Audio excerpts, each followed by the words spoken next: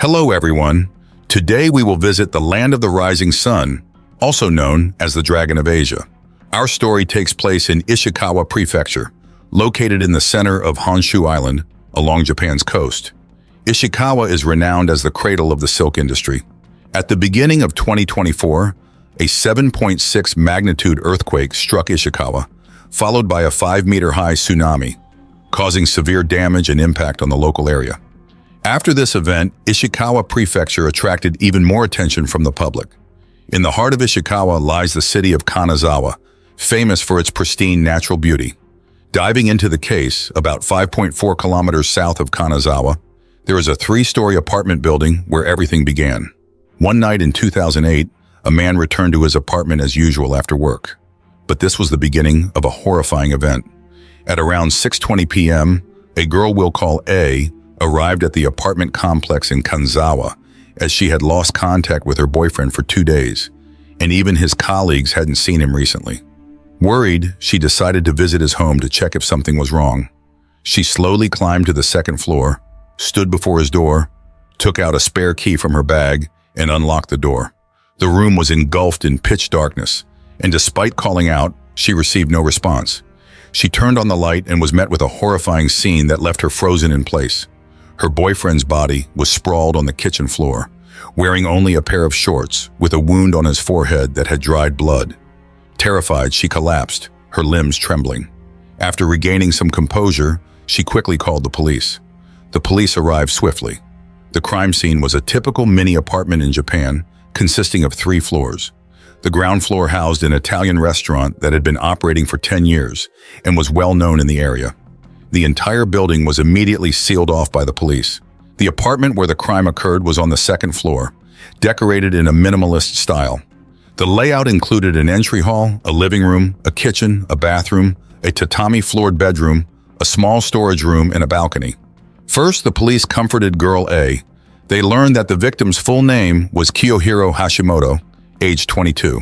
His father, Mitsuhiro Hashimoto, 42, and his mother, Yumi Hashimoto, 43, lived in Kaga, 53 kilometers away. He also had a younger brother in 9th grade. After graduating from a school in Kanazawa, Kiyohiro moved into this apartment at age 20 and lived independently. Investigations revealed that he had previously worked at a local hair salon and then moved to work at a printing factory. 2 months before the tragic incident, he was promoted from contract worker to permanent employee and was known for his diligence and hard work. Colleagues mentioned that he never missed a day of work. However, things took a turn for the worse from June 28th, when his sudden disappearance worried everyone. But his death was beyond anyone's expectations. At the crime scene, Kiyohiro was found in the kitchen corner, wearing only his underwear. Most injuries were on his arms, and a preliminary assessment suggested that a blunt object struck his head. Nearby, the police found a frequently used frying pan with a broken handle and bloodstains on its base. It was evident that the victim had been repeatedly struck on the head with this pan, leading to his death. In addition to finding the victim in the kitchen, the police also discovered many traces in the bedroom and several footprints on the floor, but no shoe prints, indicating that the perpetrator was barefoot when committing the crime. The forensic report showed that the victim died from repeated blunt force trauma to the head, with the time of death estimated between 8:30 p.m. and midnight on June 27. After examining the crime scene and analyzing the collected evidence, the police were able to reconstruct the events as follows.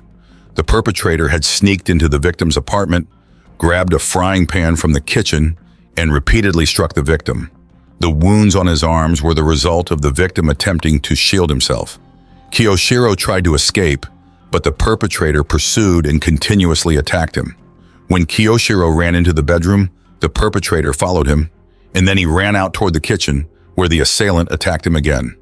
This time, Kiyohiro could no longer resist and collapsed unconscious. Regarding why the victim was found lying on his back rather than his front, the police speculated that the perpetrator might have turned him over to hide the wound on the back of his head. When the incident was reported by the media, it sparked a wave of public reaction, as no one could believe that a kitchen utensil could be used as a murder weapon.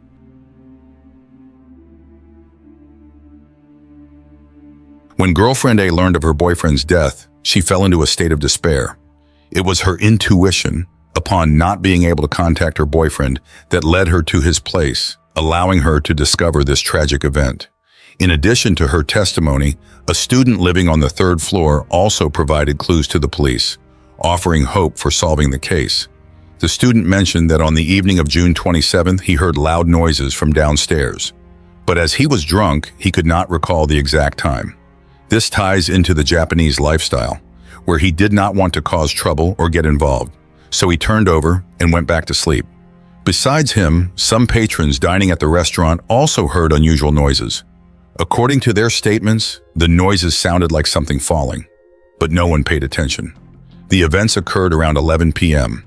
When the diners learned that a murder had occurred upstairs that night, they felt somewhat responsible, believing that if they had checked, they might have saved an innocent life. The residents of the building were interviewed by the police, and they confirmed that Kiyoshiro was a kind, sociable person, always willing to help others.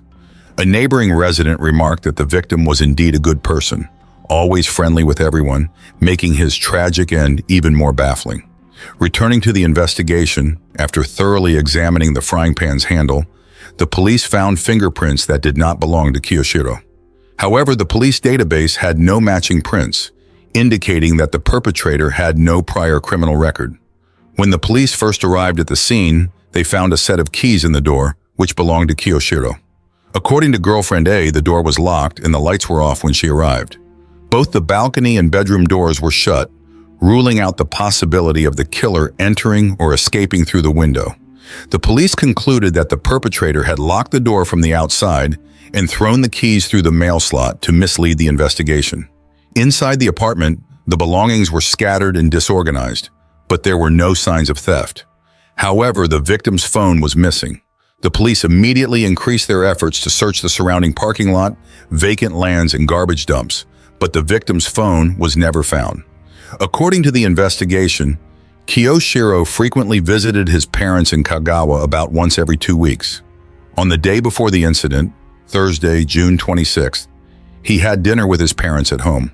During the meal, his mother asked if he would return to Kanazawa, to which he replied that he still had unfinished business there. The next morning, Kiyoshiro hurried back to Kanazawa to resume his work. That evening, at 7:45 p.m., he stopped by a supermarket to buy noodles for dinner.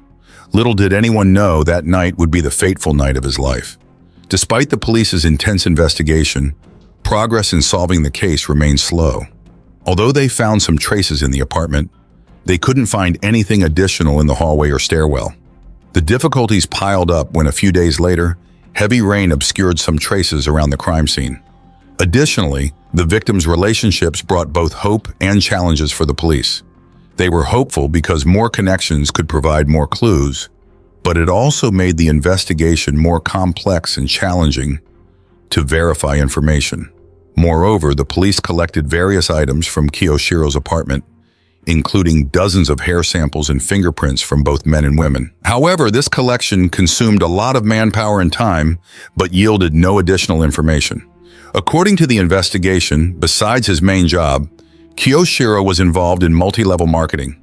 Members would sell products to friends or acquaintances, and customers could also become members. This way, products would pass from person to person, increasing sales and the number of participants over time. In this pyramid structure, those at the top, meaning those who joined early, would earn the most profit. Eventually, once they reached a certain number of members, they wouldn't need to sell anything but still earn money. These sweet promises attracted many people, and at that time, it was legal as there were no clear prohibitions.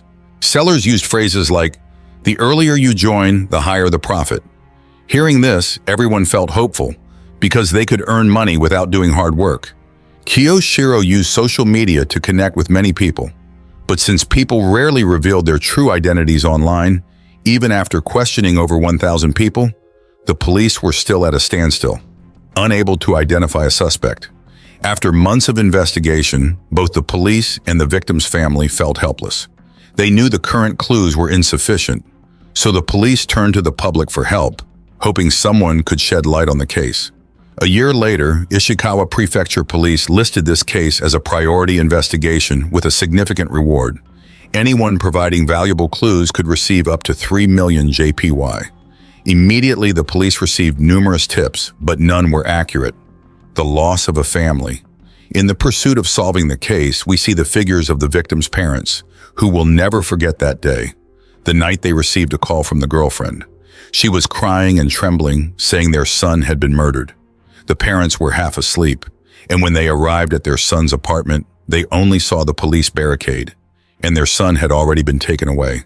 3 days after the incident, the family held a funeral for Kiyoshiro at Yanouchi Onsen, Kagawachi, Ishikawa. Many friends came to offer condolences. Over 700 people attended the memorial, including his school friends. Everyone wore black, remembering the moments shared with the departed, solemnly expressing their sorrow and silently praying for their old friend. There is nothing more painful than losing their son in such a manner. After the funeral, the parents kept his ashes at home, along with a pair of rings, so he would have company on his journey. The death of this young man left a deep crack in the hearts and memories of his parents. He was also very caring towards his younger brother, always taking care of him while their parents were busy, even bringing him along on dates. After losing their son, the father drowned his sorrows in alcohol, always wearing a look of unending grief. The mother also fell into depression shortly afterwards, seeing her husband in such a state without uttering a word of complaint. Over a year after the case, Kiyoshiro's parents joined a civilian organization called the Universe Society, which advocates for the abolition of the statute of limitations in criminal cases. Many families with unresolved cases involving their loved ones have joined the Universe Society. They encourage Kiyoshiro's family to participate.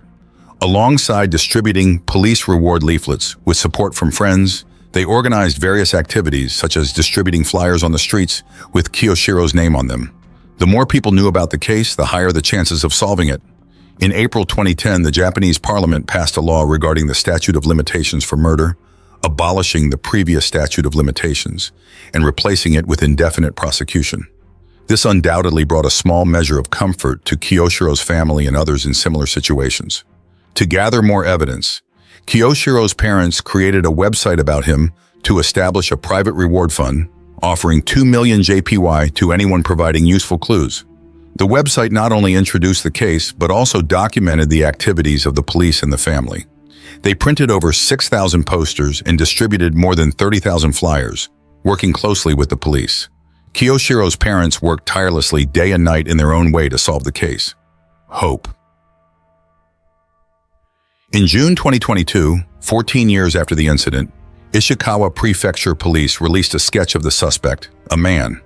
The media reported the case once again, and it drew significant public attention. On the night of the crime, there was a witness who saw the suspect. Around 8:30 p.m., a suspicious-looking man appeared at the crime scene. He was in his 20s, about 170 to 175 centimeters tall, with a thin build, wearing a black and white striped beanie, a black t-shirt, and blue jeans. The witness saw him leaving the apartment and heading straight to the nearby parking lot, where he met another man who seemed to be waiting, and they disappeared into the darkness. Despite the police immediately following up on this lead, they couldn't gather any more information, and this lead remained confidential for 14 years. It wasn't until 2022 that they decided to release the sketch of the suspect, hoping to mobilize society's strength to find the perpetrator. The police printed a large number of flyers and posters, determined to bring the perpetrator to justice. After distributing the flyers with the sketch, they received over 30 related tips. However, these tips didn't lead to significant progress, partly due to the pandemic halting many activities.